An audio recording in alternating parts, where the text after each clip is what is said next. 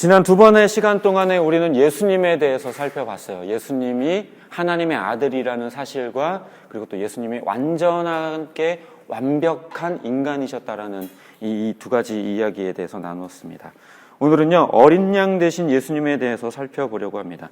오늘 본문은 이사야서, 그러니까 예수님에 관하여 구약 성경에 예언된 아주 대표적인 본문 중에 하나가 오늘 본문 말씀이죠.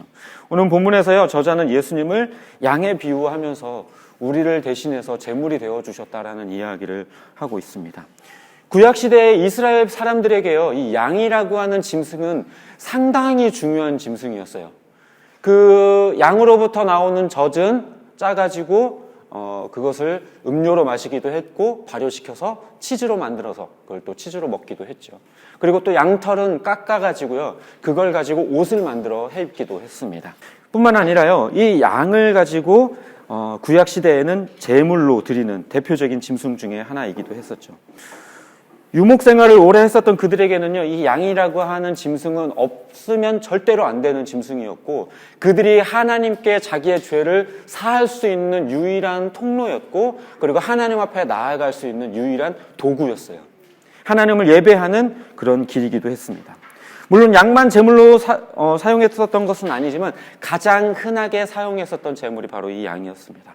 이 구약 제사 때요, 이 양을 가지고 나오면 우리가 다 아는 것처럼 어떻게 하나요? 죄인이 그 양에게 안수를 하고 그 짐승을 잡아 죽여서 피를 흘리고 가죽을 벗기고 각을 뜨고 내장을 다 긁어내죠. 그러고 나서 이제 그것을 제사장이 내장과 고기, 기름은 제단에서 불태워 없애버리고 피는 제단에 뿌리게 됩니다. 이러한 방식으로 해서 죄를 없게 하게 되었죠. 이 방식은요, 지금 시대로 생각하면 상당히 무식하고 좀 참혹하고 처참해요. 만약에 지금 우리가 매주 주일마다 저기서 이렇게 양 한 마리씩 이렇게 소 한 마리씩 끌고 온다 생각해 보세요. 손에는 이렇게 칼을 하나씩 들고, 식칼을 이만한 칼을 들고 한 마리씩 끌고 와요. 테이블에 한 마리씩 올린 다음에 찔러서 죽이고 각을 뜨고 한다고 생각해 보세요. 어떨까요? 이 교회 온 막 바닥이 피투성이에 막 피 비린내가 나고 매주 올 때마다 막 코에 찌르는 그 피 비린내 때문에 막 장난 아닐 거예요. 그리고 찌르고 죽이고 막 할 때마다 어떨까요? 지금 내가 무슨 짓을 하고 있는 거지?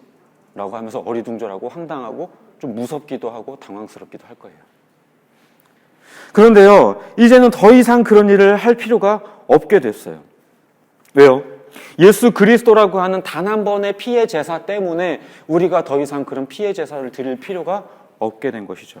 이 구약 제사가 우리에게 전해주는 그 의미는 바로 예수 그리스도의 대속적인 그 죽음에 대한 상징을, 그 의미를 우리에게 보여주고 있는 것이죠.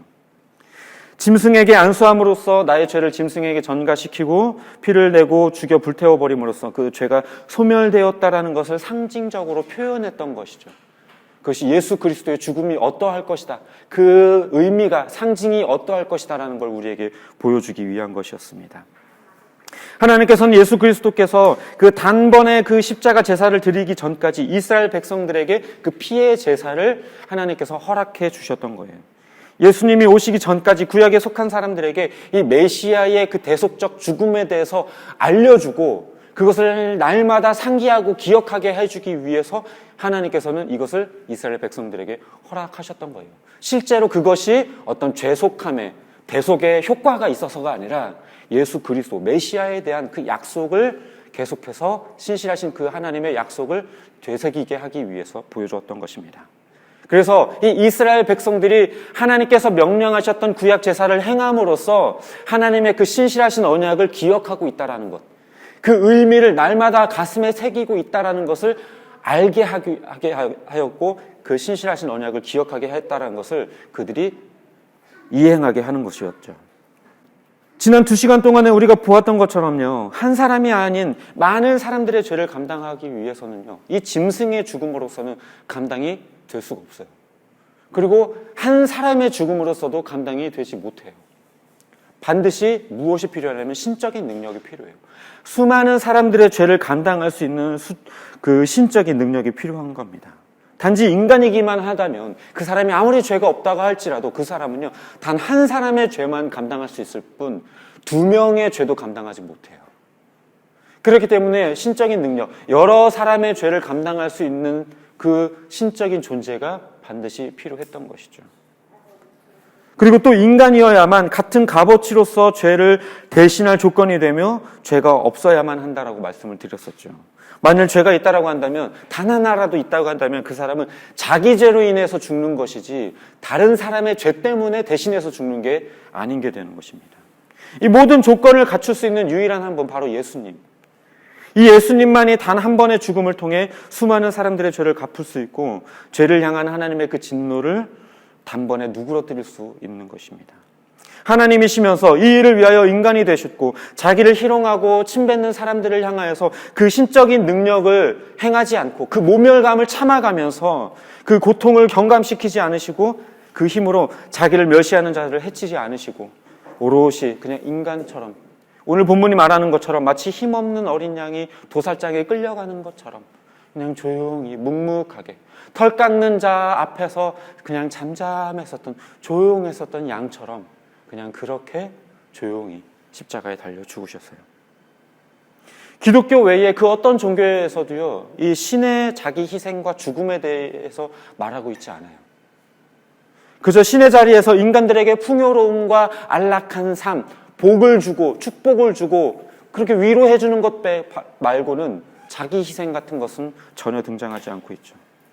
어떤 도를 터득하는 원리들을 가르쳐 주기는 하지만 직접 내려와서 인간들의 삶 가운데 관여하는 그런 신은 없어요. 오로지 기독교에서만 인간 대신 하나님의 그 자기 희생이라고 하는 그 주제를 다루고 있을 뿐입니다. 우리를 위해 하나님이신 예수님께서 이렇게 죽어주셨다는 사실은요, 우리에게 이 세상 그 무엇과도 바꿀 수 없는 참된 그 기쁨과 소망을 우리에게 건네줘요. 전에도 말씀드렸지만요, 인간은요 죄인이 되었기 때문에 우리의 어떤 노력과 열심으로 도저히 죄값을 치를 능력이 되지 않아요. 마치 수억, 수천만 원의 빚을 진 사람이 있는데 회생할 가능성이 전혀 없어요. 이것을 다 갚아낼 능력이 전혀 없는 사람처럼, 누군가의 도움이 있지 않고서는 그 가난을 벗어날 수 없는 것처럼 우리가 이 죄값을 전혀 치를 능력이 되지가 않았어요. 그냥 그 구약의 제물들처럼 처절하고 참혹한 죄의 대가를 치러야만 하는 게 바로 우리였어요.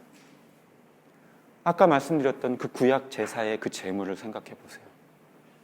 그게 우리예요. 그게 우리여야만 했어요.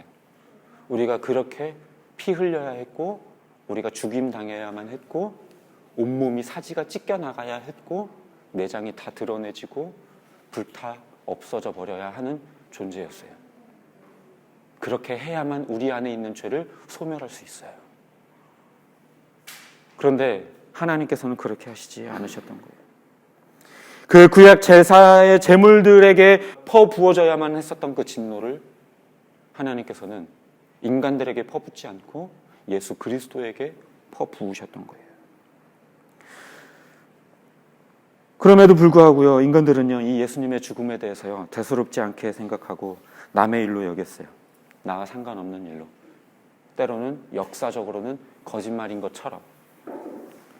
그러나 우리가 하나님의 은혜를 경험하는 순간요, 이 십자가의 사건은요, 남의 일이 아니라 바로 내 사건이에요. 왜요? 그 예수님께서 달리신 그 십자가, 예수님이 맞으셨던 그 채찍과 매, 그것은 우리가 맞아야 할 매였고 우리가 달려야 할 십자가였기 때문에 그래요. 우리가 죽어야 할 죽음의 자리였음에도 불구하고 우리가 달리지 않고 예수님께서 대신해서 짊어지셨던 것입니다. 다른 사람이 아니라 바로 내 죄 때문에, 내가 저지른 수많은 죄 때문에 예수님이 죽으신 거예요. 도대체 왜? 나처럼 쓸모없는 자를 위해서, 이런 죄인을 위해서 왜 죽어주셨는가? 십자가는요, 어떻게 보면 알면 알수록 이해가 안 되는 사건이어야 될지 몰라요. 어떤 면에 있어서는. 물론 머리로는 논리적으로 이렇기 때문에 이렇게 해서 예수님은 죽으실 수밖에 없었고 인간을 구원하기 위해서는 예수님밖에 없었어. 그러니까 예수님이 죽는 게 맞아. 우리가 머릿속으로는 이렇게 생각할 수 있지만요, 가슴으로는 오히려 이해가 안 돼야 되는 게 맞는지도 몰라요. 어떻게 나 같은 버러지 같은 인간 때문에 그냥 나를 죽여서 불태워서 사라져버리게 되면 내 안에 있는 죄를 소멸해버릴 수 있을 텐데 나 같은 자를, 이렇게 죄 많은 나를 구원하신다고 하나님이신 예수님이 어떻게 십자가에 달려 죽으실 수가 있는가? 바라기는 예수 그리스도의 이 십자가 사건이 남의 사건이 아니라 내 사건이 되고 도무지 감정적으로 이해가 되지 않는 사건으로 우리들의 가슴 속에 깊이 남아있기를 주님의 이름으로 축복합니다.